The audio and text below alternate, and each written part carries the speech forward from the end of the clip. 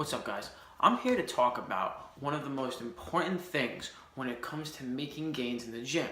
It's something that a lot of people don't focus on, and it's progression. Now, progression means that you need to get better than what you were yesterday. So if you're in the gym benching the same amount of weight for 6 months, your chest, your triceps, and your shoulders are not going to grow. You see, there's 3 different ways in order for you to make a progression. Your first one is through your strength, whether the weight is going up or you're increasing the amount of reps, or the power of each movement, meaning how fast that you're doing the exercise. If you are doing the bench press at 135, but the next week you don't move up in weight, but it's faster and it feels a lot smoother, well then that is progression.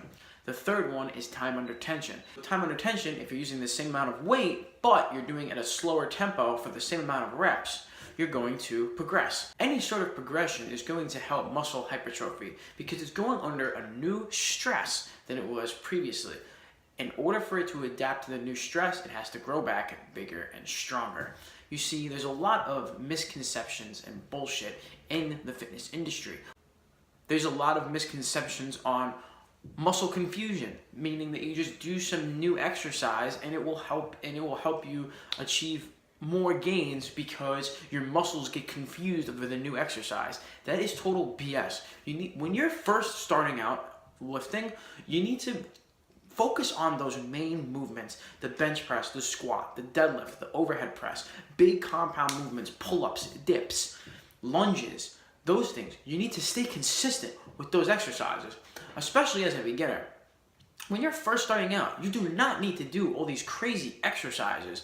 You just got to stick to the basics and get good at them and continue to do them. Get better form at them. Challenge yourself each week, because when you're first starting out, you're going to be able to put 5 pounds on the bar each workout, even 10 pounds on certain exercises. And that is something that you're not going to have for a long period of time. Every single exercise in your routine should be based off of strengthening those key exercises.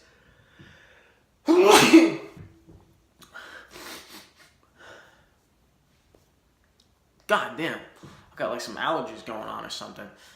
Out in New York, the weather is just going crazy. But anyway, to get back onto the topic, you don't need to focus so much on doing things like chest flies and bicep curls when you're first starting out. If you're like 150, 160, and you're like 5'8" or taller, you need to focus a little bit more on weight. And that could say the same thing for me. I'm not the biggest guy that walks around in the gym, but for 3.5 years, I was trying to diet. I was always trying to diet. I was always trying to lose fat, and it didn't help me at all. My focus on my workouts was also different than what I'm suggesting to you now. My focus was mostly about the pump, or I would start to do a lot of the compound movements, but I wasn't getting better at them. And that goes into a very important thing. If you're not getting better at the movements, you have to actually take a look as to why you're not actually seeing improvements. I was doing basically the same thing for 2 years straight, and it wasn't really changing anything.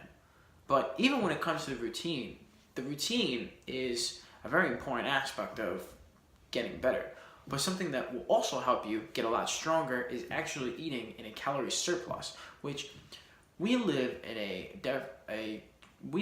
different era where we have these jacked guys all over our phones, on Instagram. You have these Instagram models. This goes for girls too. You see these girls flashing up their ass, flashing up their body. You see these guys posting themselves after their pump in the best lighting possible, right after the gym or right after a nice carb up meal.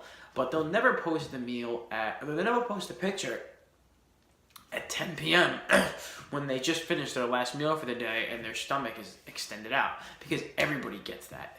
And what happens is you get this comparison issue, and you start to compare yourself to these people on social media when that shouldn't be the case. You need to focus on yourself, because a lot of these guys that are out on Instagram and YouTube and they tell you that they're natural, well, they're full of shit. They literally make their living off of the way they look.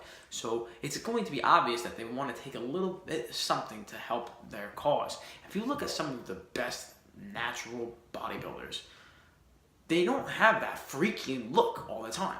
And when they are shredded, like to the bone, is only during their competition time. And they even will tell you, they recommend that you get your body fat percentage back up to a normal range. If your body fat percentage is in between 10 and 15%, I really don't think that there's any reason for you to be trying to diet or cut unless you are in a competition prep and you're more into an intermediate or advanced.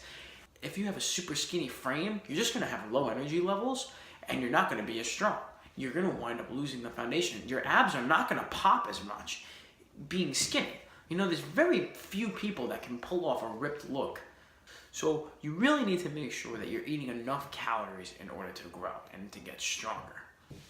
I'm not saying that you have to get super duper overweight.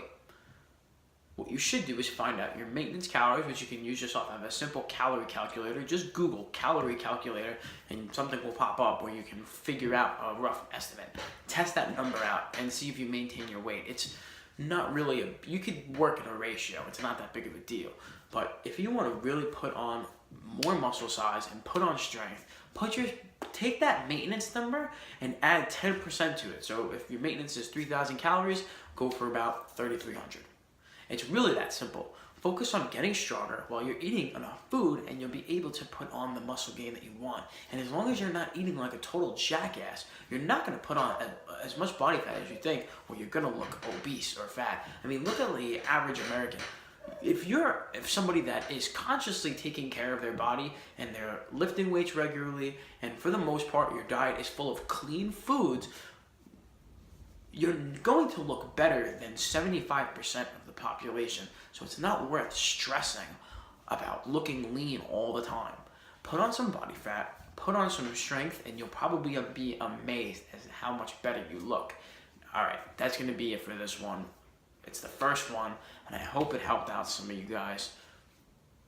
If you have any questions, leave it in the comments below, and I'll answer them. I'd like to get a little bit of a discussion going. Thanks.